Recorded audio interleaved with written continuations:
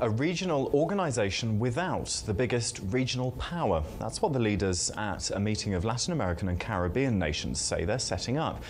Their new group for the Western Hemisphere will exclude the USA and also Canada. And whilst the details are still to be confirmed, the leaders at the Rio Group Summit in Mexico are clear about what they want it to do. The community of Latin American and Caribbean states should drive regional integration to promote our own sustainable development.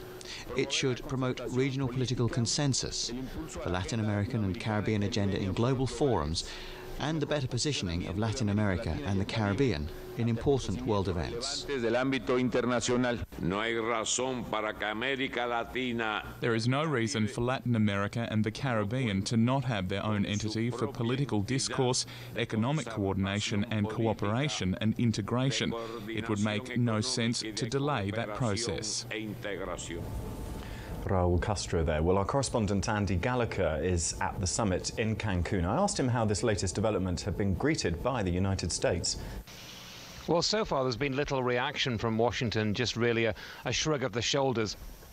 And even the president of Chile here talked about the Organization of American States being a permanent body that will be needed in the future. But I think what these nations here, there are 32 at this meeting, are displaying is a kind of post-imperial confidence. They clearly want to break away from the influence of the United States. But the details of how they'll do that are very sketchy at the moment. It could in fact take years before this body is actually formed.